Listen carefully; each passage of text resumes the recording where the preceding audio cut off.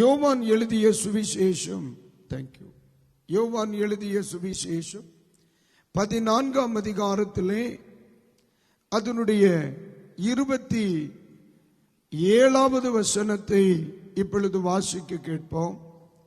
யோவான் எழுதிய சுவிசேஷம் அதனுடைய 14ஆம் அதிகாரம் 27வது வசனம். எல்லாரும் இணைந்து வாசிங்க. சமாதானத்தை உங்களுக்கு வைத்து போகிறேன், என்னுடைய சமாதானத்தையே உங்களுக்கு கொடுக்கிறேன். உலகம் கொடுக்கிற பிரகாரம் நான் உங்களுக்கு கொடுக்கிறது இல்லை. உங்கள் இருதயம் கலங்காமலும் பயப்படாமலும் இருப்பதாக. ஒரு அல்லேலூயா. இந்த பகுதி நம்ம எல்லாருக்கும் மிகவும் பரிச்சயமான, எல்லா தேவனுடைய பிள்ளைகளும் மிகவும் அடிக்கடி வாசிக்கிற, ஜெபத்திலே பயன்படுத்துகிற அழகான வேத வாக்கியம். ஒரு வேத வாக்கியம் நம்முடைய சபைகளில் அதிகமாய் நம்முடைய தேவ ஊழியர்கள் இந்த வேத வசனத்தை உங்களுக்கு அடிக்கடி சொல்லுவாங்க. நீங்களும் சில நேரங்களில் இந்த வசனத்தை படித்து ஆவியிலே பலனடைவீர்கள் என்று நான் நம்புறேன். ஆனால் ஆண்டவர் இயேசு கிறிஸ்து இந்த உலகத்தில் பிதாவினுடைய சித்தத்தை நிறைவேற்றி இந்த உலகத்தை விட்டு அவர் விண்ணுலகம் செல்லும்படியான வேளை வருகிறது.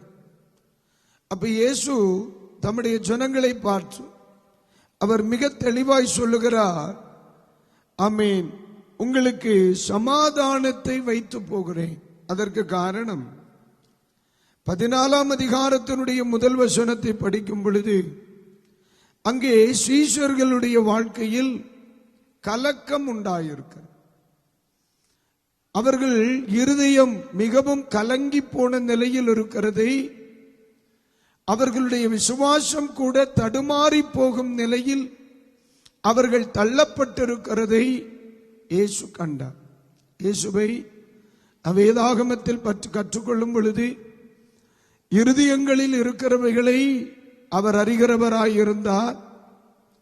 ஜனங்களுடைய இருதயத்திற்குள் இருந்ததை அவர் அறிந்து தம்முடைய சீஷர்கள் மிகவும் கலக்கமுற்றவர்களாய் இருந்ததை கண்டவர் சொல்லுகிறார், பிள்ளைகளே கலங்காதிருங்கள் என்று சொல்லி அநேக காரியங்களை ஒன்றொன்றாய் சொல்லுகிறார். அவருடைய கலக்கத்தை மாற்றுவதற்கு அவர் சொல்லுகிற ஒரு காரியம் ஒன்று, நான் வருவேன் என்று சொன்னார்.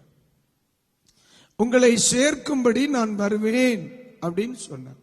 2, நான் இருக்கும் இடத்தில் நான் உங்களை அமர வைப்பேன் என்று சொன்னார். நான் உங்களை அனாதைகளாக விடமாட்டேன், என்றென்றைக்கும் உங்களோடு கூட இருக்கும்படி தேற்றரவாளனாகிய பரிசுத்த ஆவியை உங்களுக்கு நான் அனுப்புவேன் அப்படின்னு. அடுத்த வார்த்தை சொன்னார், என் சமாதானத்தை உங்களுக்கு வைத்து போவேன் அப்படின்னு. ஆண்டவர் இயேசு கிறிஸ்து தம்முடைய பிள்ளைகளை பார்த்து அவர்கள் கலக்கத்தை மாற்றும்படி அவர் பயன்படுத்தின வார்த்தைகளில் பிரதானமான ஒரு வார்த்தை தான், என் சமாதானத்தை உங்களுக்கு நான் வைத்து போகிறேன். அல்லேலூயா. 2 வார்த்தைகள் அழகாக பயன்படுத்தப்படும். ஒன்று, வைத்து போகிறேன் என்று சொல்லுகிறார். 2, கொடுக்கிறேன் என்று சொல்லுகிறார். இப்பொழுது யார் யார் என் கண்களுக்கு முன் இருக்கிறீர்களோ அவர்களுக்கு நான் இப்பொழுதே கொடுத்து விடுகிறேன். இனி வரும் காலங்களில் என்னை யார் யார் யார் சுவாசித்து என்னை ஏற்றுக்கொள்கிறார்களோ அவர்கள் எடுத்துக்கொள்ளும்படி நான் வைத்து போகிறேன். ஆண்டவருடைய கரிசனையை கவனிங்க. இன்னைக்கு என்னோடு கூட நடக்கிற உங்களுக்கு நான் கொடுத்துடுறேன். அந்த வார்த்தை அப்படித்தான் சொல்லுது. என் சமாதானத்தையே உங்களுக்கு கொடுக்கிறேன் அப்படின்னா இன்னைக்கு என் கூட இருக்கிறவங்களுக்கு தந்துடுறேன். ஆனா வரும் காலத்தில் என்னை ஏற்றுக்கொள்கிறவர்கள் வருவாங்க இல்லையா, அதுதான் நம்ம அவர்களுக்கு வச்சுட்டு போறேன், எடுத்துக்கிடட்டும். அப்ப ஆண்டவர் இயேசுவுக்கு நேரடியாக இருக்கிறவர்கள் மேல் மட்டுமல்ல, இனி அவருடைய நாமத்தை ஏற்றுக்கொள்கிறவர்களின் மேலும் கரிசனை இருந்துச்சு. நான் மறுபடியும் சொல்றேன், இந்த வசனங்கள் நேரடியாய் சொல்லப்பட்டது இயேசுவோடு கூட இருந்த அந்த சீஷர்களுக்கு. அவர்கள் 2000 வருஷங்களுக்கு முன்னாடி இருந்தாங்க.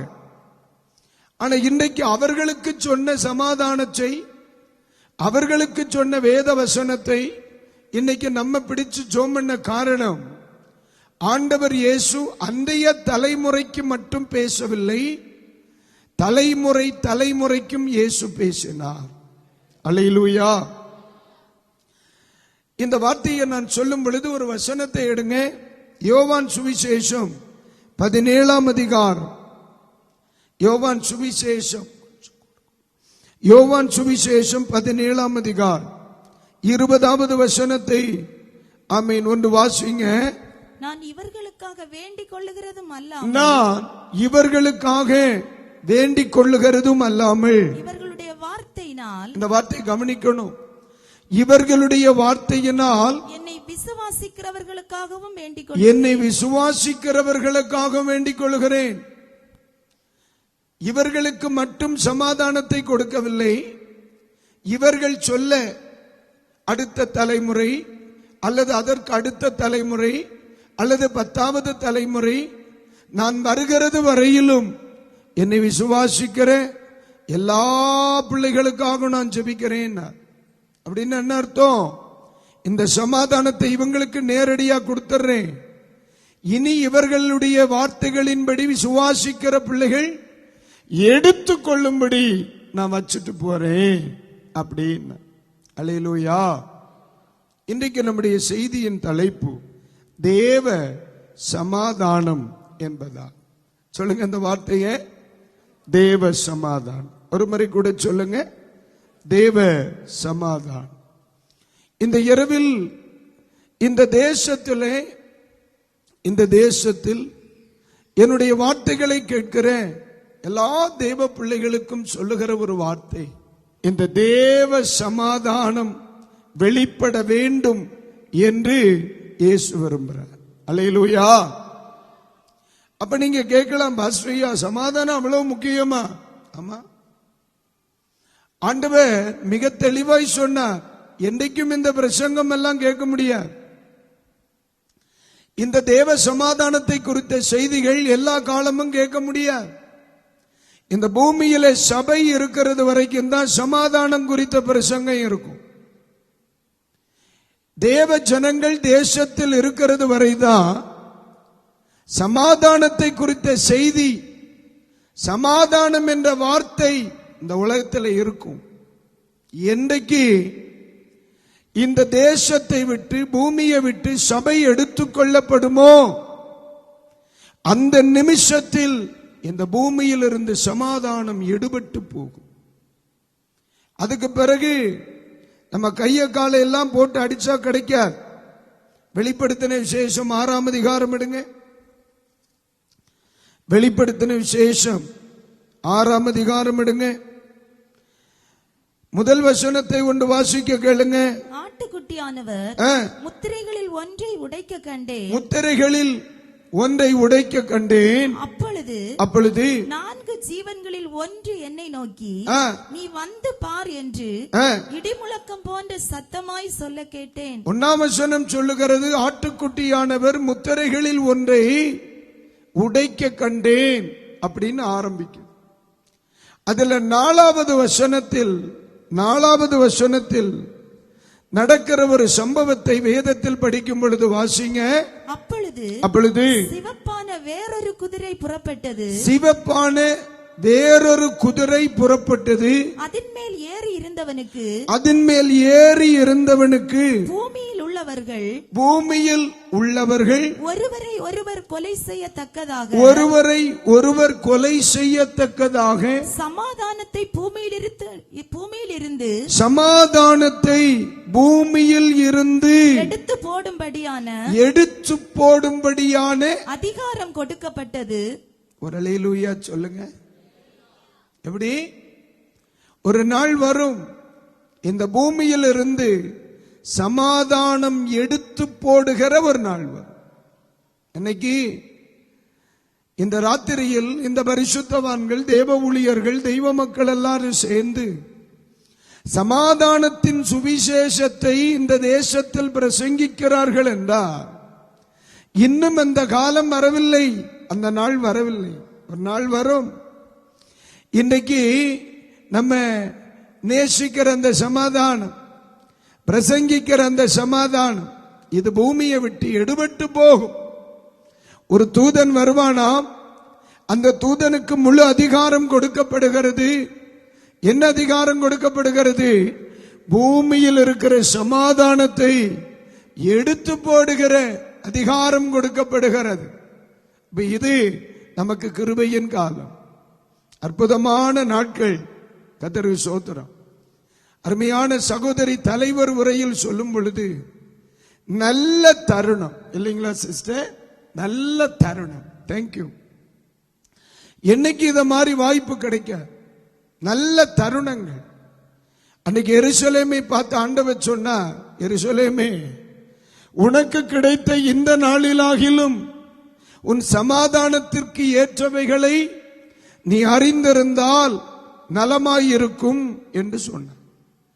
நம்முடைய தேசத்தின் ஜனங்களாய் இருக்கலாம், தேவனுடைய பிள்ளைகளாய் இருக்கலாம், எல்லாருக்கும் ஆண்டவர் சொல்லுகிற ஒரு வார்த்தை, இது தெய்வம் நமக்கு கொடுத்த கிருபையின் நாட்கள். அதை நான் உணர்கிறேன். நீங்கள் உணர்ந்தால் கைகளை உயர்த்தி ஒரு அல்லேலூயா, அல்லேலூயா. ஏன்னா கர்த்தருக்கு ஸ்தோத்திரம். சமாதானத்தை குறித்து பிரசங்கம் வெளிப்படுது. சமாதானத்தை குறித்து தேவ ஊழியர்கள் சொல்லுகிறாங்க. பாருங்க, இன்னைக்கு இந்த கூடுகை முடிக்கும் பொழுது உங்களுக்கு ஒருத்தர் ஆசீர்வாதம் சொல்லுவார். இப்பொழுது கர்த்தராகிய இயேசு கிறிஸ்துவின் கிருபையும் பிதாவாகிய தேவனுடைய அன்பும் பரிசுத்த ஆவியானவரால் உண்டாகிற பாதுகாப்பும் தேவ கிருபையும் தேவ சமாதானமும் உங்கள் மேல் உண்டாவதாக என்று சொல்லி முடிப்பார். இந்த பரிசுத்த மனிதர்கள் பூமியில் இருக்கிறது வரைக்கும் தான் இந்த வார்த்தை.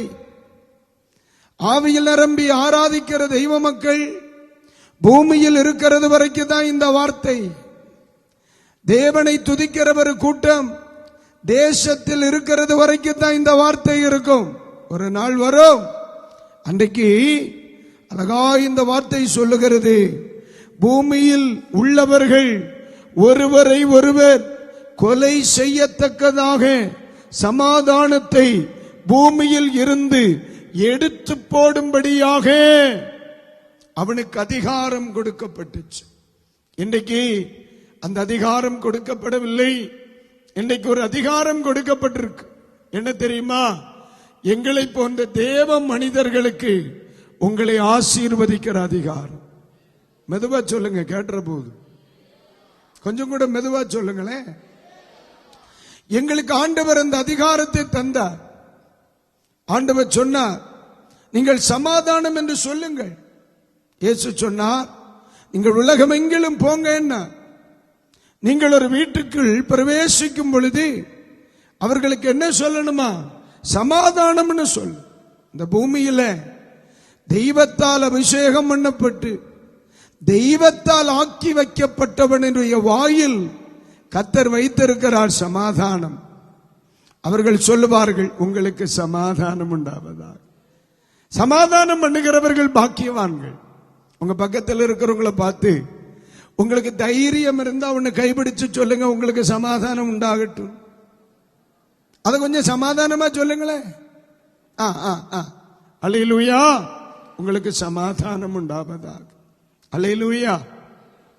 ஆனா இந்த இடத்துல மறுபடியும் எடுங்க, யோவான் சுவிசேஷத்துல நம்ம எந்த அதிகாரம் படிச்சோம்? 14ஆம் அதிகாரம் தானே. அந்த 14ஆம் அதிகாரத்தை எடுங்க. அதுல 27ஆம் வசனத்தை தான் நம்ம வாசிக்க கேட்டோம். சமாதானத்தை உங்களுக்கு வைத்து போகிறேன், என்னுடைய சமாதானத்தையே உங்களுக்கு கொடுக்கிறேன். உலகம் கொடுக்கிற பிரகாரம் நான் உங்களுக்கு கொடுக்கிறதில்லை. தேங்க்யூ. இன்னைக்கு நாம் பேசுகிற சமாதானம் உலகம் கொடுக்கிற சமாதானம் அல்ல. இன்னைக்கு நாங்க பேசுகிற இந்த சமாதானம், வேதம் சொல்லுகிற இந்த சமாதானம், சபை சொல்லுகிற இந்த சமாதானம், இயேசு தருகிற சமாதானம் உலகம் சொல்லுகிற சமாதானம் அல்ல. இந்த சமாதானம் வித்தியாசமானது. இந்த சமாதானத்திற்கு பைபிள்ல ஒரு பேரு சொல்லி இருக்காங்க. என்ன தெரியுமா? ஒரு வசனத்தை படிங்க. பிலிப்பியருக்கு எழுதிய நிருபம், 4ஆம் அதிகாரத்தில் 7வது வசனத்தை வாசிங்க பார்க்கலாம். அப்பொழுது எல்லா புத்திக்கும் மேலான தேவ சமாதானம். எப்படிங்க? தேவ சமாதானம். இந்த வார்த்தையை நீங்க நல்லா கவனிக்கணும். இந்த சமாதானத்துக்கு பைபிள் என்ன வார்த்தை சொல்லுது? தேவ சமாதானம். சொல்லுங்க இந்த வார்த்தையே. தேவ சமாதானம். இந்த சமாதானத்துக்கு பேரே அதுதான், தேவ சமாதானம். அது ஏன் இப்படி பேர் வந்துச்சு? அது தேவனிடத்தில் இருந்து வந்த சமாதானம். அது தெய்வம் அனுபவித்த சமாதானம். அது தெய்வம் தந்த சமாதானம். அது தெய்வம் கொடுத்த சமாதானம். அது தெய்வ பிள்ளைகளுக்கே உரிய சமாதானம். அது தேவ சமாதானம். இன்னைக்கு ராத்திரி இந்த செய்தியை கேட்கிற எல்லா தேவ பிள்ளைகளிலும் இந்த தேவ சமாதானம் வேணும். நீங்க விரும்புறீங்களா இல்லையா? பாஸ்டர், இந்த தேவ சமாதானம் எனக்கு வேணும்னு சொல்றவங்க மட்டும் கை உயர்த்தி ஒரு அல்லேலூயா சொல்லுங்க. Very good, very good. Amen. இந்த சமாதானத்தை குறித்து பைபிள் சொல்லுது, உலகம் தருகிற சமாதானம் அல்ல. இது தேவ சமாதானம். இது பரலோக சமாதானம். இந்த பூமியில் இருக்கிற சமாதானத்தை இந்த சமாதானத்தோடு நம்ம ஒப்பிடக்கூடாது. உலகத்திலே வருகிற சமாதானத்தை தேவ சமாதானத்தோடு ஒப்பிடக்கூடாது. அது இந்த பூமியில் உங்களுக்கு கிடைக்கிற சமாதானம் பூமியில் இருந்து உண்டாகிற சமாதானம். ஆனா இங்கே சொல்லப்படுகிற சமாதானம் பரலோகத்தில் இருந்து உண்டாகிற சமாதானம். ஒரு அல்லேலூயா. இந்த சமாதானத்தினுடைய ஸ்பெஷாலிட்டி என்ன? வேதத்தில் வாசிக்கும் பொழுது கர்த்தருக்கு ஸ்தோத்திரம். மறுபடியும் கொஞ்சம் பின்னால போவோம். பிலிப்பியருக்கு எழுதிய நிருபம் 4ஆம் அதிகாரத்தை எடுங்க. 7வது வசனத்தை நம்ம வாசிச்சோமா இல்லையா? இப்ப சொல்லுங்க, அந்த வசனத்தை ஒரு தடவை கூட படிங்க. அப்பொழுது எல்லா புத்திக்கும் மேலான எல்லா புத்திக்கு மேலான தேவ சமாதானம். போதும். ஒரு அல்லேலூயா. இது புத்தி கெட்டாத சமாதானம். இந்த நம்ம இப்போ என்ன சொல்றது, உங்க சமாதானத்தை எனக்கு சொல்லுங்க அப்படின்னு ஒருத்தர் சொன்னா அத அந்த சமாதானம் ஏன்னா சொல்ல முடியாது. ஏன்னா ஆண்டவர் தருகிற சமாதானம் எவனுடைய புத்தியாலும் கிரகிக்கவே முடியாது. ஒரு நபரை பார்த்து, பிரதர் கர்த்தர் நல்லவர்னு ருசித்திருக்கிறீர்களாமா, அதை எனக்கு சொல்லுங்கன்னு கேட்டு 100% சொல்ல முடியுமா? கண்டிப்பா சொல்ல முடியும். ஆண்டவர் உங்களுக்கு தருகிற சமாதானத்தை எனக்கு சொல்லுங்க அப்படின்னா அது சமாதானம் இல்லையா? அது சமாதானம். அந்த சமாதானம் கடைசில வரைக்கும் வந்தும் போகும். சொல்ல மாட்டான். ஏன்னா அது எந்த புத்திக்கும் எட்டாத சமாதானம். அது அனுபவிச்சாதான் தெரியும். அது அனுபவிச்சவனுக்குத்தான் தெரியும் அந்த சமாதானம் எவ்வளவு மகிமையானது. அதனாலதான் ரட்சிக்கப்பட்ட பிள்ளைகள் ஆமே ஸ்தோத்திரம். எவ்வளவோ பாடுகள் வந்த பிறகும் இந்த ரட்சிப்பை விட்டு வெளியே போக அவன் மனம் சம்மதிக்காதது. ஏன்னா அவன் தேவ சமாதானத்தை அனுபவிச்சவன், தெய்வம் கொடுக்கிற சமாதானத்தை அனுபவித்தவன். தேவ சமாதானம் என்பது புத்திக்கு எட்டாதது. அது என்னதான் நீங்க பிரசங்கம் பண்ணினாலும், என்னதான் நீங்க பத்திரிகையில் வாசித்தாலும், நீங்க என்னதான் யூடியூப்ல தேடினாலும் கூகுள்ல தேடினாலும் தேவ சமாதானத்தை எவராலும் 100% உங்களுக்கு ஷேர் பண்ண முடியாது. ஏன்னா அது பெற்றுக்கொள்ளதான் முடியுமே தவிர அது அறிய முடியாது. தேவ சமாதானத்தை எனக்கு சொல்லுங்கன்னா எவனும் சொல்ல மாட்டான். ஏன்னா அது புத்தியைக்கு எட்டாத தேவ சமாதானம். இன்னைக்கு ராத்திரி அதைத்தான் ஆண்டவர் நமக்கு தர விரும்புகிறார், அதைத்தான் கர்த்தர் தர விரும்புகிறார், அதைத்தான் நம்முடைய தேசத்தில் வைக்க விரும்புகிறார், அதுதான் நம்முடைய வீடுகளில் தர விரும்புகிறார். நீங்க விரும்பினா இயேசுவே எனக்கு அதை தாரும் என்று சொல்லுங்க, கர்த்தர் அதை செய்ய விரும்புகிறார். ஆமென். அது மட்டும் இல்லை, அது புத்திக்கு எட்டாத சமாதானம், அதனுடைய ஸ்பெஷாலிட்டி அது. அடுத்து தொடர்ந்து அந்த வசனத்தை படிங்கம்மா. உங்கள் இருதயங்களையும் உங்கள் சிந்தைகளையும் கிறிஸ்து இயேசுவுக்குள்ளாக காத்துக்கொள்ளும். ஒரு அல்லேலூயா. இந்த வார்த்தையை நீங்க நல்லா கவனிங்க. உங்களையும், அது உங்கள் இருதயங்களையும். அப்போ இந்த தேவ சமாதானம் எங்க கிரிய செய்யும்? தனிநபர் வாழ்க்கையில இருதயத்தில் கிரிய செய்யும். எல்லாருடைய இருதயங்களில கிரிய செய்யும். அதான் தேவ சமாதானத்தினுடைய ஸ்பெஷாலிட்டி. அது புத்திக்கு எட்டாது. நீ ஒரு நாள் சொல்லிக்கிடவும் மாட்டேன்.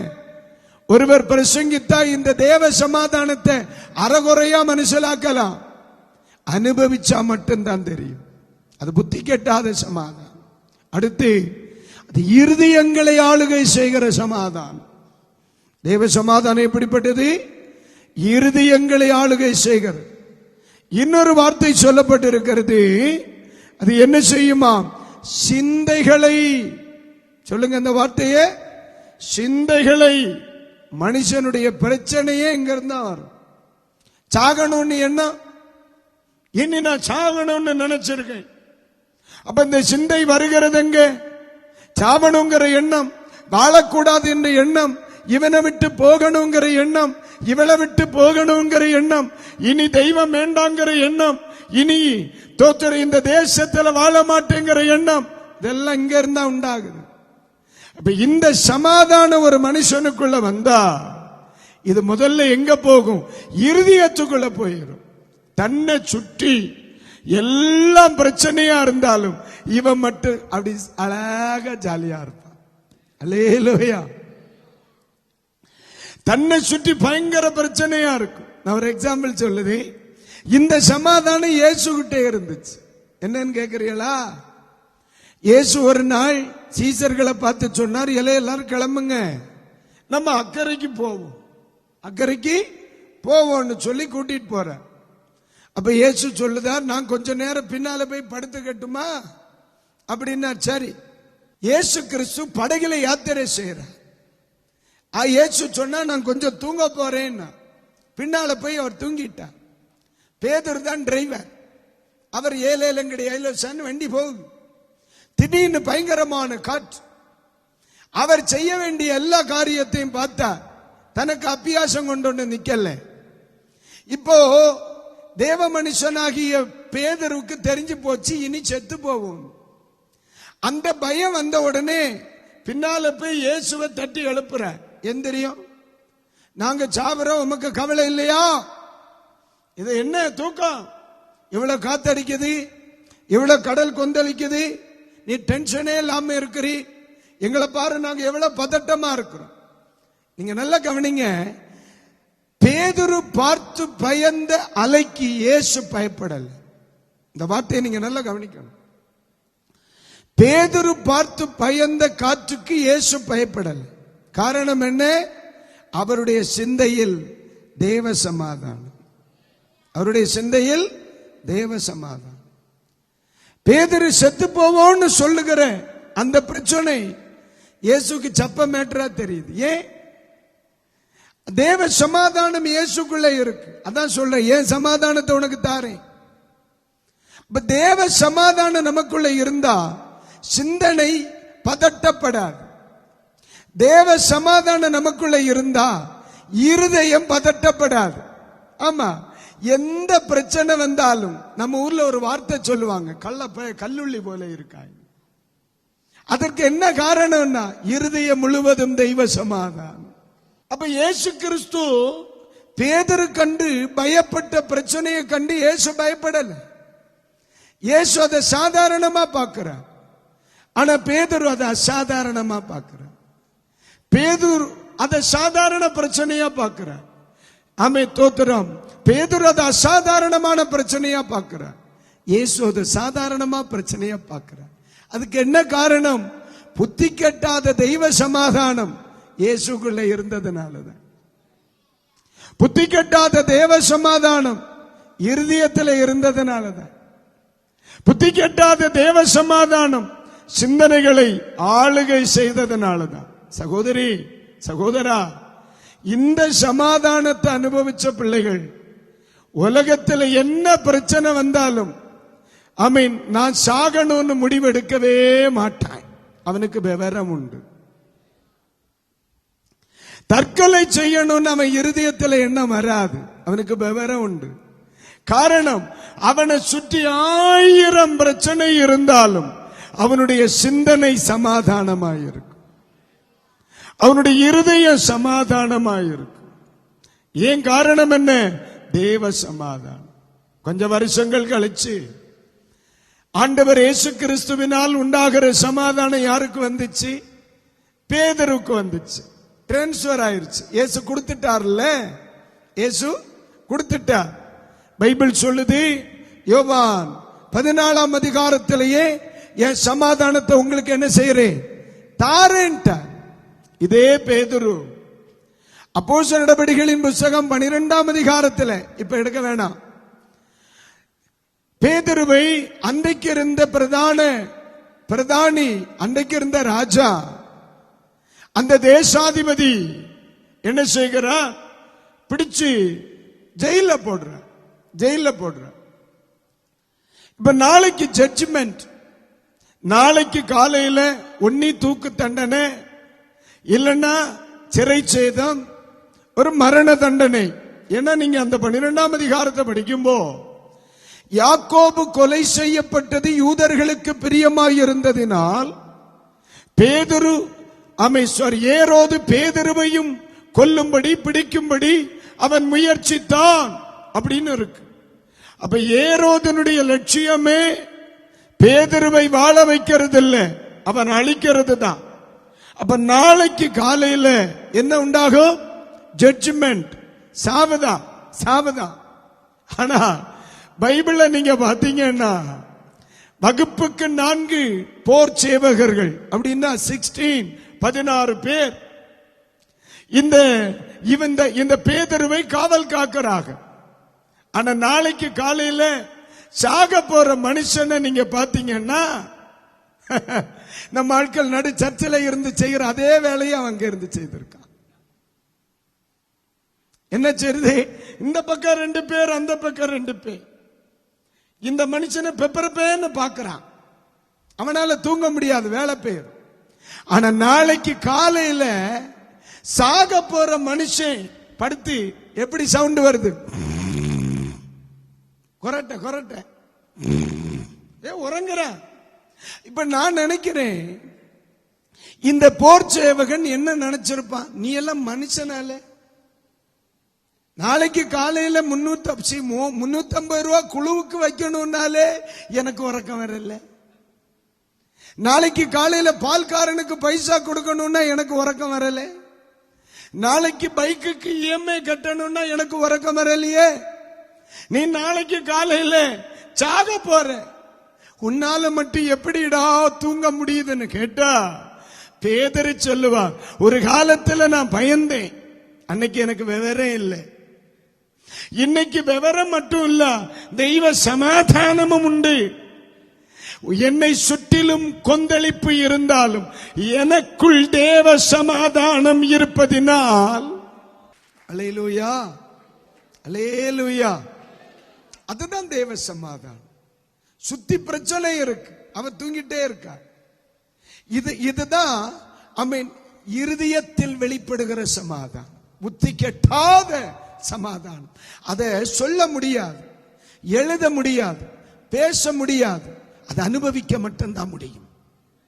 அது இருதயங்க தான். அது வந்துருச்சுன்னா முதல்ல எதை ஆளுகை செய்யும்? இருதயத்தை ஆளுகை செய்யும்.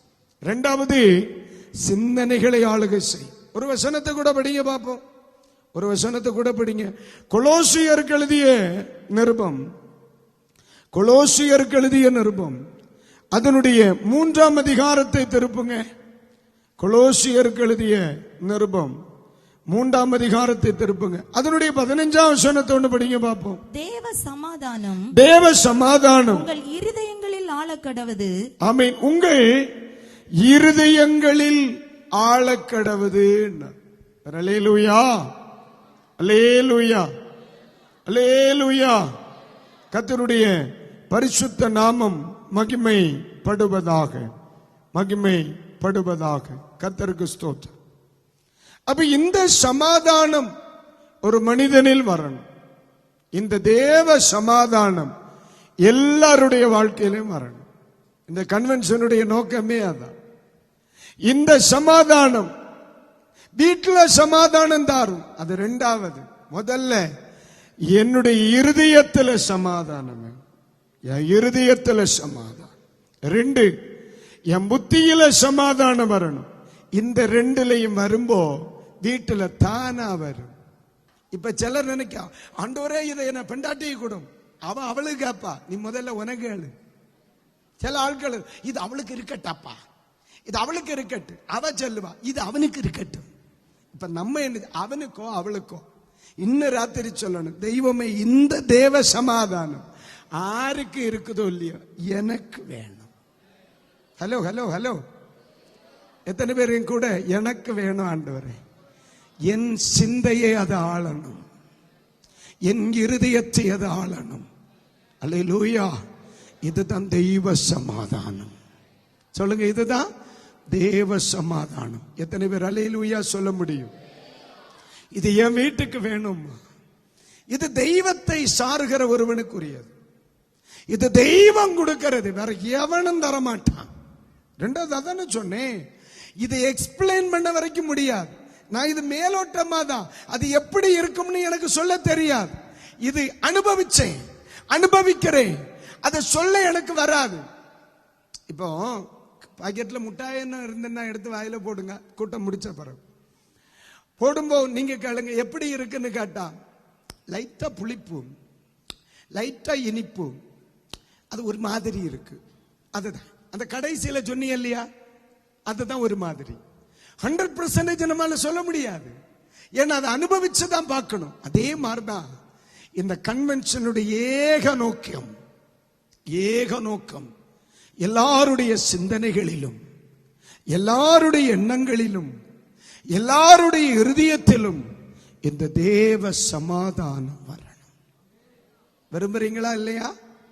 சத்தமா சொல்லுங்க, அல்லேலூயா, அல்லேலூயா. தேவ சமாதானம் உள்ளவங்களை எப்படி பார்க்கலாம் தெரியுமா? ரொம்ப சவுண்ட் கேட்க, எதிர்பேச்சு வராது. தேவ சமாதானத்தை அவங்க ரொம்ப லைக் பண்ணுவாங்க. அவங்களால வீட்டுல சண்டை வராது. அவங்க வாக்குவாதம் பண்ண நிக்க மாட்டாங்க, எல்லாத்துக்காக ஸ்தோத்திரம் பண்ணுவாங்க. சகோதரி அழகா சொல்லுச்சு, எல்லாவற்றுக்கு வேண்டியும் ஸ்தோத்திரம் பண்ணணும். அல்லேலூயா, ஆமென். எங்கேயும் எப்போதும் எதற்காகவும் எந்நேரமும் ஸ்தோத்திரம் பண்ணணும். இத ஒரு மனுஷன்ட்ட பார்க்கணும்னா அவன் தெய்வ சமாதானம் அனுபவிச்சவனா மட்டும்தான் இருக்கணும். பெந்தைகோசுகாரனா இருந்தா பத்தாது. இங்க பாதி இந்த ஊர்ல அடி நடக்கதார கொண்டு பின்ன பெந்தைகோசுகாரனா இருக்கிறதுனால தேவ சமாதானம் ஆளணும்னு இல்லை. ஆமே, தோத்திரம். பைபிள் அதான் சொல்லுகிறது, தெய்வ மக்களே ஒரு மனுஷனால் தேசத்தில் சமாதானம் உண்டாகணும்னா இருதயங்களை தேவ சமாதானமாளன். அல்லேலூயா, ஆமென். ஒரு முறை ஒரு அருமையான தாயா என்னிடத்தில் வந்து ரொம்ப நேரம், கொஞ்ச நேரம் நின்று அழுதுச்சு. அந்த அம்மா அதை சொல்லணும்னு நினைக்கிறது, சொல்ல முடியல. தன் பிரச்சனைய சொல்லணும்னு நினைக்கிறது, சொல்ல முடியல. அப்ப நான் கடைசியில் ரொம்ப சிரமப்பட்ட, அம்மா எனக்கு நேரமாச்சு, சீக்கிரமா சொல்லுங்க. சொன்ன ஒரு வார்த்தை, பாஸ்டர் சாவதுக்கு என்ன ஒரு நாளெங்கிலும், அது சொன்ன போல சொல்லுங்க, ஒரு நாளெங்கிலும் எனக்கு சமாதானமா வாழ்ந்து சாக ஒரு பாக்கியம் கிட்டாதா பாஸ்டர்? அந்த வார்த்தை என்ன? நான் மரிப்பதற்கு முன்னே ஒரு நாள் ஆகிலும் சமாதானமாய் வாழ்ந்து சாகும் ஒரு நிலை வராதா? உண்மையிலே அந்த வார்த்தை என்னை ரொம்ப பாதிச்சு. என்னன்னா, 6 பெண் மக்கள், இளைய மகளுக்கு 2.5 வயசு இருக்கும்போது புருஷன் இறந்தார். 2.5 வயசு இருக்கும்போது தன்னுடைய கடுமையான முயற்சியும் உழைப்பும் 6 மக்களையும் முடிஞ்ச அளவு படிக்க வச்சு 6 மக்களையும் கல்யாணம் பண்ணி கொடுத்து, கடைசி மகளை கல்யாணம் பண்ணி கொடுத்தது இருந்த இடம் 2.5 சென்ட் விற்றாக்கும். இப்போ தன்னுடைய இளைய மகளும் புருஷனும் இந்த வீட்டை விட்டு பிள்ளை அம்மை என்ன செய்தாச்சு? இறக்கியாச்சு. இப்ப அம்மை எங்க தூக்கம்? அந்த ஊரில் இரக்க குணம் கொண்ட ஒரு குடும்பத்தினுடைய திண்ணையில். அந்த தாய் இன்னைக்கு உசுரோட இருக்குதான்னு எனக்கு தெரியாது. அதுக்கு பிறகு கொஞ்ச நாள் அந்த அம்மாவை அடிக்கடி பார்த்தேன். இப்போ அதுக்கு பிறகு நான் பார்த்த நினைவு எனக்கு இல்லை. அது என்னிடத்தில் வந்து சொல்லுது, எல்லாம் கொடுத்தேன், எல்லாரும் விட்டாங்க, ஒரு நாளெங்கிலும் சமாதானமாய் வாழ்ந்து சாகும் ஒரு நிலை எனக்கு வராதா? நான் அன்னைக்கு அந்த தாய்க்கு வேண்டி ஜோம் பண்ணது இந்த தேவ சமாதானத்திற்கு வேண்டி. அன்னைக்கு அந்த தாய்க்கு இனி முதல்ல தேவை தேவ சமாதானம். ஏன்னா வேதனை இருதயத்தை பாதிச்சிருக்கு, பிரச்சனை இருதயத்தை பாதிச்சிருக்கு. இருதயத்தை பாதிச்சதுனாலதான் கண்ணுல கண்ணீர், சிந்தனைகளை பாதிச்சதுனாலதான் இந்த இடம் மட்டும் வந்துச்சு. செய்வதறியாமல் இருக்கிற இந்த தாய்க்கு இப்ப தேவை தேவ சமாதானம். இன்றைக்கு ராத்திரி சொல்லுகிறேன், நமக்கு தேவை தேவ சமாதானம். ஒரு அல்லேலூயா சொல்லுங்க, சொல்லுங்க அல்லேலூயா, அல்லேலூயா, அல்லேலூயா.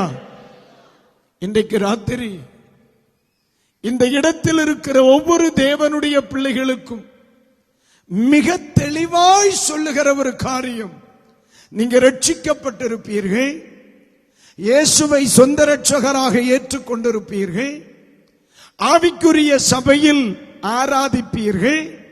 நான் உங்களை பாராட்டுகிறேன். ஒருவேளை நீங்கள் யாராயிருந்தால் முதல் நாளில் பரிசோதனை, இந்த தேவ சமாதானத்தை நான் அனுபவிக்கிறேனா? அல்லேலூயா. ஆவியில் நிரம்புறேனா?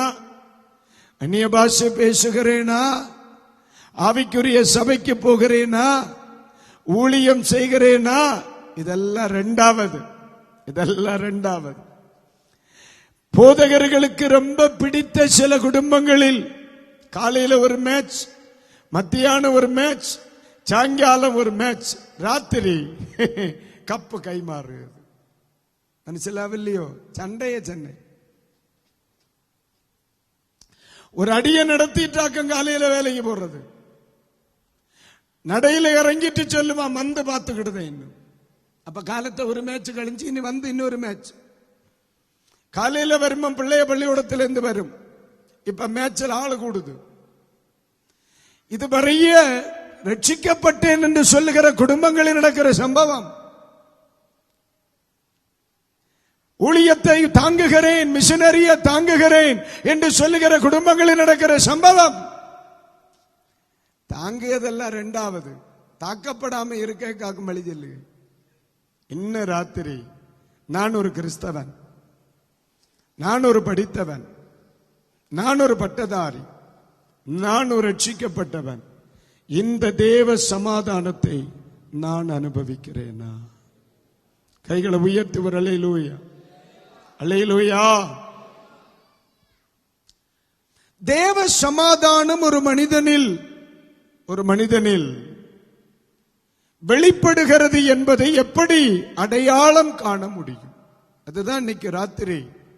உங்களில் தேவ சமாதானம் இருக்கிறதா அப்படின்னு கேட்டா பலருக்கும் அது சமாதானம் தானோ இல்லையோ என்று கண்டுபிடிக்கிறதே ரொம்ப காரியம். அது என்னன்னா, நான் அடிக்கடி சொல்லுவேன், நமக்கு சாதாரணமாகவே ஒண்ணும் தெரியாது. நமக்கு சாதாரணமாக ஒண்ணும் தெரியாது. ஆனா அதை விட காரியம் என்னன்னா, நமக்கு ஒண்ணும் தெரியாதுங்கிறதே நமக்கு தெரியாது. நமக்கு சாதாரணமாவே ஒண்ணும் தெரியாது. அதை விட ஆச்சரியம், எனக்கு ஒண்ணும் தெரியாதுன்னு எனக்கு தெரியாது. அதனாலே ஆக்கும் எனக்கு எல்லாம் தெரியும்னு சிலர் இந்த பல்லுநூலை போல பெருக்கிட்டு நடக்குது. ஐயே, அவனுக்கு ஒன்றும் தெரியாது. ஏன்னா பைபிள் அழகா ஒரு வசனம் சொல்லுது. எடுங்க, பைபிளை நம்ம வாசிக்கும்போ எனக்கு இந்த வசனம் ரொம்ப பிடிக்கும். நான் அடிக்கடி பிரசங்கிப்பேன், அடிக்கடி இந்த வசனத்தை பேசுவேன். கர்த்தருக்கு ஸ்தோத்திரம். 1 கொரிந்தியர் 8:2 ஒண்ணு பாருங்க, ஒண்ணு படிங்க பாப்போம். 1 கொரிந்தியர் 8:2. ஒருவன் தான் ஏதேனும் ஒன்றை அறிந்தவன் என்று எண்ணிக்கொள்வானானால், எனக்கு தெரியும் என்று சொல்லுவானா, ஒன்றையும் அறிய வேண்டிய பிரகாரமாக அவன் இன்னும் அறியவில்லை. எப்படி? அவன் இன்னும் எனக்கு தெரியும் சொல்லியா பாரு சொல்லுவான். இந்த தேவ சமாதானம் இருக்கிற பிள்ளைகளிடத்துல என்ன இருக்கும் தெரியுமா? பொறுமை இருக்கும். எப்படி இருக்கும்? பொறுமை இருக்கும். இந்த மனுஷனுக்குள்ள தேவ சமாதானம் இருக்கிறது என்று சொல்லி நீங்க அந்த மனுஷனிடத்தில் அடையாளம் கண்டா, அந்த மனுஷனுக்குள்ள என்ன இருக்கும்? பொறுமை. பொறுமை. ஒரு வசனத்தை படிங்க. எபிரேய நிருபம் 10ஆம் அதிகாரத்தில், எபிரேயர் 10ஆம் அதிகாரம் எடுங்க, 36வது வசனத்தை ஒன்று படிங்க. நீங்கள் தேவனுடைய சித்தத்தின்படி செய்து வாக்குத்தத்தம் பண்ணப்பட்டதை பெறும்படிக்கு பொறுமை உங்களுக்கு வேண்டியதா இருக்கிறது. ஒரு அல்லேலூயா. பொறுமை. தேவனுடைய சமூகத்தில் ஒரு மனுஷனுக்குள்ளே தேவ சமாதானம் இருக்கிறதை எப்படி அடையாளம் காண முடியும்னா, அவனிடத்தில் அவசரத்தை பார்க்க முடியாது. அவனிடத்தில் அவசரத்தை பார்க்க முடியாது. நிதானம் இருக்கும். தேவ சமாதானம் ஒரு மனுஷனுக்குள்ள இருந்தா அவனுடைய உத்தரம் வீட்டுல இருக்கிற உத்தரம் இல்ல. இப்ப யாருக்கு வீட்டுல உத்தரம் இல்லை, எல்லாம் வார்த்தாச்சு. உத்தரம்னா மறுபதில். அதுக்கு என்ன இன்னொரு வார்த்தை சொல்லுங்கண்ணே? மாறுத்தரம் இல்லையா? மாறுத்தரத்துல நிதானம் இருக்கும். ரொம்ப வேகமா பேசுவாங்க, ரொம்ப வேகமா பேசுவாங்க. ரொம்ப நிதானம் இருக்கும், ரொம்ப பொறுமை இருக்கும். அவசரப்பட மாட்டாங்க. ஏன்னா அவனுக்குள்ள இருதயத்தில் என்ன இருக்கும்? தேவ சமாதானம். சிந்தனையில் என்ன இருக்கும்? தேவ சமாதானம். இது அவனை நிதானப்படுத்திக்கிட்டே இருக்கும். நிதானப்படுத்தும். ஒரு ஆளு ஒரு வார்த்தை பேசின உடனே அது இருதயத்தை ஆளுகை செய்யும்.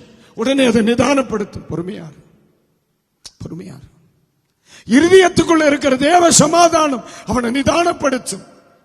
ரொம்ப வேகமா பேச மாட்டான். அதான் பைபிள் சொல்லுது, கேட்பதிலே துரிதமாயும் பேசுகிறதிலே தாமதமாயும் இருப்பான். தெய்வ சமாதானம் ஒரு மனுஷனுக்குள்ள இருந்தா அவனுடைய வாழ்க்கையில நிதானமும் பொறுமையும் அவனிடத்தில் பார்க்க முடியும். சில ஆட்கள் ரொம்ப பொறுமையா இருந்தா அவனை பைத்தியக்காரன்னு சொல்லுவன். இவ்வளவு பேசின பிறகு அவன் எவ்வளவு பொறுமையா இருக்கான். இந்த பயல்களை கழியாத்ததல்ல, விவரம் வந்தது. அதே விவரம் வந்தது. கர்த்தருக்கு ஸ்தோத்திரம். ஆண்டவர் சொன்னா பொறுமை ஆளுகை செய்யணும். பொறுமை உங்களுக்கு வேண்டியதாயிருக்கு. என பிதாக்கள் வாக்குத்தத்தங்களில் கடுத்த காரியங்களில் பொறுமையா இருந்தாக. தெய்வம் வாக்குத்தத்தை சொன்னார், பொறுமையா இருந்தாக. தீர்க்க தரிசனம் சொன்னார், பொறுமையா இருந்தாக. வழக்காடுகிற இடத்துல பொறுமையா இருந்தாக. நிதானத்தை பார்த்தாக. ஒரு மனுஷனுடைய இருதயத்துல தேவ சமாதானம் இருந்தா அவனுடைய வாழ்க்கையில் நிதானம் பொறுமை அவனிடத்துல பார்க்கலாம். இது யாருகிட்ட இல்லையோ அவன் பெந்தகோஸ்தல தலைகீழ நின்று ஆவியில நிரம்பினாலும் அவனுக்கு தெய்வ சமாதானம் இல்லை என்று மனசிலாக்கணும். கைகளை உயர்த்தி ஒரு அல்லேலூயா சத்தமா சொல்லுங்க அல்லேலூயா. இப்ப தன்னைத்தான் பரிசோதனை செய்கிற நேரம். இது எனக்கு உண்டு ஒன்று பார்க்கணும். எனக்கல்ல, நமக்கு. இந்த சமாதானம் என்னிடத்தில் இருக்கிறதா? இந்த பொறுமை என்னிடத்தில் இருக்கிறதா? நம்முடைய ஆண்டவர் நீடிய பொறுமை உள்ள தெய்வம். ஆனா இன்னைக்கு நீங்க சமுதாயத்தில் பாத்தீங்கன்னு சொன்ன, ஆலயத்தில் போய் தெய்வ சமூகத்தில் இருந்து ஒவ்வொரு வார்த்தைக்கு வார்த்தை, எப்ப வருவீர் ஆண்டவரே, எப்ப வருவீர் ஆண்டவரே, நீர் ஏன் இன்னும் வரல என்று கூப்பிடுகிற ஒரு ஆளை ஆலயத்தை விட்டு வெளியே வந்த உடனே ஒரு வார்த்தை, அவனுக்கு பிடிக்காத ஒரு வார்த்தையை சொல்லி பாரு, தெக்க தருகிறதா தத்தை, உடனே நாட்டியம் தொடங்குமே. ஏன்? இயேசு வரணும்னு ஆசை இருக்கு, இயேசு வரும்ப போகணும்னு ஆசை இருக்கு, இந்தியாவில் ரட்சிப்பு வரணும்னு ஆசை இருக்கு, இந்தியாவில் அசைவு வரணும்னு ஆசை இருக்கு. ஆனா இருதயத்தில் தெய்வ சமாதானம் மட்டும் இல்லை. அதனால ஒரு வார்த்தை ஒருத்தன் சொன்ன உடனே அதை என்னால காத்திருக்க சகிக்க முடியல. அல்லேலூயா சொல்லுங்க, சத்தமா சொல்லுங்க அல்லேலூயா. இதனாலதான் ரட்சிக்கப்படாதவன் ரட்சிக்கப்பட்டவனை பார்த்து நீ எல்லாம் எது கோயிலுக்கு போடுறேன்னு கேட்குது. அவன் நம்மிடத்தில் எதிர்பார்க்கான். ஏன் இவன் ரட்சிக்கப்பட்டிருக்கான், ஏன் இவன் ஆராதிக்கிறான், இவன் தெய்வத்தை ஆராதிக்கிறான், காலையில பைபிளை எடுத்துட்டு ஆராதனைக்கு போறான். அப்ப இவனிடத்தில் இருக்கணும் என்னது? தேவ சமாதானம். இவனிடத்தில் பொறுமை இருக்கணும். ஆனா உலகம் எதிர்பார்க்கிற பொறுமை இவனிடத்தில் இல்லை. இல்லாததுனால ஒரே வார்த்தையில சொல்லுதான், இவன் கள்ளன். இவன் மட்டும் இல்ல, இவனும் கள்ளன் இல்லை. அதுக்கு காரணம் என்ன? தேவ சமாதானம் இல்லாததுனால எனக்கு பொறுமை இல்லை. அல்லேலூயா. சத்தமா கை தூக்கி வர அல்லேலூயா சொல்லு. கொஞ்சம் கூட நல்லா சொல்லுங்க. அப்போ கொள்ளலாம். இது கன்வென்ஷன் எனக்கு நல்லா தெரியும். உலக நாடுகள் இந்த செய்தியை கேட்குதுன்னு தெரியும். ஆனா நான் சொல்லியது வசனமாக்கும், அதனால நோ ப்ராப்ளம். பைபிள் சொல்லுது, வாக்குத்தத்தம் பண்ணப்பட்டதை பெறும்படி உங்களுக்கு என்ன இருக்கணும்? பொறுமை இருக்கணும். அப்போ தேவ சமாதானம் இருந்தா அவனிடத்தில் என்ன இருக்கும்? வழக்காட ஆசைப்பட மாட்டான், சண்டை போட ஆசைப்பட மாட்டான், வேகப்பட ஆசைப்பட மாட்டான். அவன்கிட்ட என்ன வெளிப்படும்? பொறுமை, பொறுமை, பொறுமை. அல்லேலூயா, அல்லேலூயா. இருதயம் முழுவதும் தேவ சமாதானம். சண்டை போடணும்னு நினைச்சா வரண்டாமா? இருதயத்தின் நிறைவை வாய் பேசும். இப்ப இருதயத்தில் என்ன நிறைஞ்சிருக்கு? தேவ சமாதானம். இவனை கொண்டு கட்டார்த்த பேச முடியுமா? முடியாது. இவனை கொண்டு வைராக்கியமா பேச முடியுமா? இவனை கொண்டு முடியாது. சட்டியில இருக்கதா பேல வரும். சட்டியில என்ன இருக்கு? தேவ சமாதானம். அவங்க இருந்து அந்த சைடுல இருந்த சத்தம் வரும்போ எல்லாம் தெய்வம் பாப்பாரு, பிள்ளை என்னை போன உடனே அவன் சொல்ல, இவன் பிடிச்ச 2 கொடுப்பான்னு பார்த்தா சமாதானம் சொல்லுங்க. அவன்கிட்ட இருக்காது இல்லையா வெளிப்படும். அல்லேலூயா. இன்னைக்கு நிறைய பேர் அப்படித்தான். அவன் வந்தா 2 சண்டை பிடிப்பான், அவன் வந்தா 2 சண்டை போடுவான். ஏன்? அவனை கொண்டு முடியாது. ஏன்? அவனுடைய இருதயத்தில் ஒரு காலத்தில் வைராக்கியம் இருந்து, ஒரு காலத்தில் துர்சிந்தை இருந்து, ஒரு காலத்தில் பாவம் இருந்து, ஒரு காலத்தில் பிசாசு குடிகொண்டு இருந்து, இதெல்லாம் வெளியே போய் இப்ப முழுசும் தெய்வ சமாதானம். பரிசுத்த ஆவியானவர் உள்ள ஒரு சமாதானம் இருக்கணும் ஜீவிதத்தில். இயேசு உள்ள வறுமை சமாதானம் இருக்கணும். அப்போ ஒரு வார்த்தை ஒரு மனுஷன் பேசும் பொழுது இருதயம் சாந்தப்படும். அது சாந்தப்படும், அது சாந்தப்படும். இப்ப நம்ம வீட்டில் ஏசி இருக்கு, ரூம்ல ஏசி இருந்தா வெளியில பயங்கர சூடா இருந்தாலும் நம்ம வீடு எப்படி இருக்கு? நீங்க இப்ப இருக்க போல கூலா இருக்கா இல்லையா? இருக்குமா இல்லையா? வெளியில சுட்டரிக்கிற வெயிலா இருந்தாலும் வீட்டுக்குள்ள வரும் நமக்கு சுகம். இது போலதான் நம்ம சுத்தி இருக்கிற முழுவதும் நம்ம தின்னதுக்கு ரெடியா இருந்தாலும் நம்ம இருதயத்துக்குள்ள ஏசி இருக்கும். இருதயத்துக்குள்ள ஏசி, சிந்தனையில ஏசி. அவ அங்க இருந்து பால வெளிய, இவன் வீட்டுக்குள்ள இருந்து எடியாய் 2 இட்லி எடுத்து தின்னுட்டு பக்கத்து வீட்டுக்காரன் என்ன சொல்ல, பாவல வெளியே பாவல வெளியே. இவன் சொல்லுங்க, நேற்று உள்ள கொஞ்சம் கருவாட்டு குழம்பு இருந்து இல்லையா, அதையும் எடுத்து வையும். இவனுக்கு அங்க சண்டை பிடிக்க தோணல. இவனுக்கு நமக்கு வயிறு தான் முக்கியம். இவன் அடிப்பான். அவனுக்கு வேண்டி 2 இட்லி, இவனுக்கு வேண்டி 2, வைக்க பெண்டாட்டிக்கு வேண்டி 2, கோபம் வராது இருக்க பின்னி 2. இவன் தகர்த்தள்ளிட்டு போவானுங்க. அப்போ உலகம் சொல்லும், பாரு இவ்வளவு பேசினவரும் கேட்டுட்டு இருக்கான். அது ஏன் கேட்கான் தெரியுமா? அவனுடைய இருதயத்தை என்னைக்கு இயேசுவுக்கு இடம் கொடுத்தானோ அன்னைக்கு ஒரு தேவ சமாதானம் ஆளுகை செய்து.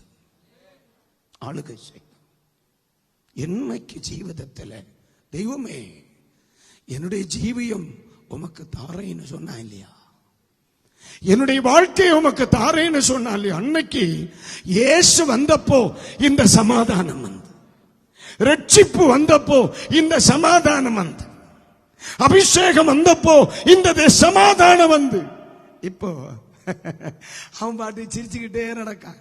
ஜீவிதத்திலே பொறுமையை கையாள முடியவில்லை என்றால் என்னில் தேவ சமாதானம் இல்லை.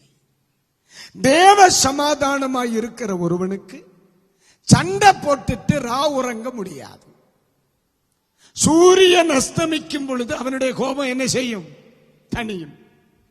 ஆகாரத்திற்கு முன்னால வைராக்கியமா போய் இருக்க முடியாது.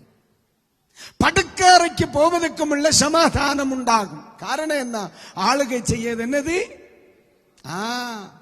ஒரு வார்த்தை மற்றவங்களை பேசின உடனே உள்ள கிருகிருன்னு சமாதான குறைச்சல் வரும் இல்லையா?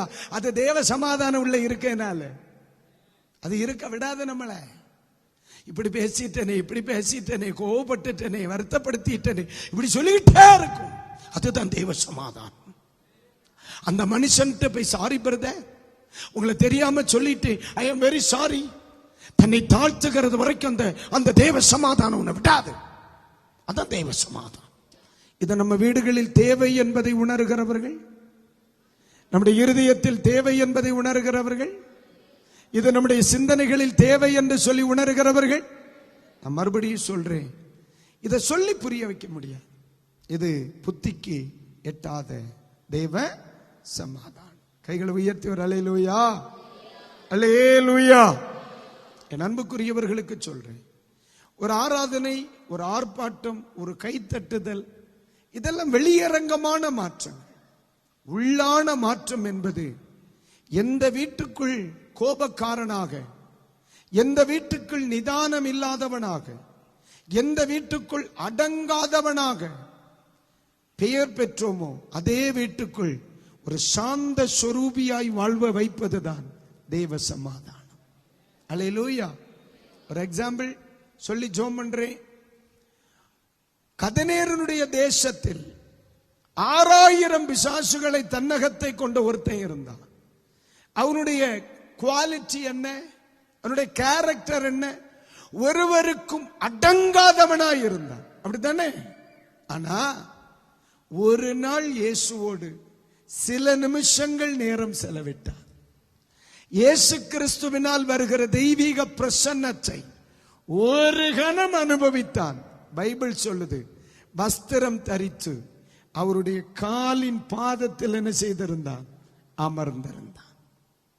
இத்தனை வருஷம் அடங்காதவன், இத்தனை வருஷம் அடக்க முடியாதவன், இத்தனை வருஷம் கட்டுப்படுத்த முடியாதவனை ஒரு செகண்ட் கொண்டு வஸ்திரம் தரிச்சு ஒரு பிள்ளைய மாதிரி உட்கார வச்சார்னா அதுதான் பிரதர் தேவ சமாதானம். அல்லேலூயா. ஒரு மனுஷனுக்குள்ள சமாதானம் வந்தப்போ குடும்பத்தில் சமாதானம், தேசத்தில் சமாதானம். அப்ப இந்த தனி மனிதனின் மேல் உண்டான தேவ சமாதானம் இந்த தேசத்தில் வந்தால் நம்ம தேசம் குட்டி பரலோகமா இருக்குமே, நம்ம வீடு குட்டி பரலோகமா இருக்குமே, நம்முடைய சபை குட்டி பரலோகமா இருக்குமே. அல்லேலூயா. அநேக நேரங்களில் பொறுமையா இருக்க முடியல, அநேக நேரத்தில் நிதானமா இருக்க முடியல, அநேக நேரங்களில் அந்த வாழ்க்கையில் அவசரம், பேச்சில் அவசரம் வெளிப்படுது, வார்த்தையில் அவசரம் வெளிப்படுது. என்னால சமாதானமா இருக்க முடியல. இன்னைக்கு ராத்திரி ஆண்டவர் சொல்லுகிறார், இந்த செய்தியை கேட்கிற எல்லாருக்கும் சொல்றேன், இந்த செய்தியை கேட்கிற எல்லாருக்கும் சொல்றேன், தேவ சமாதானம் நம்முடைய இருதயத்தில் என்ன செய்யணும்? ஆளுகை செய்யணும். நம்முடைய சிந்தனைகளில் ஆளுகை செய்யணும்.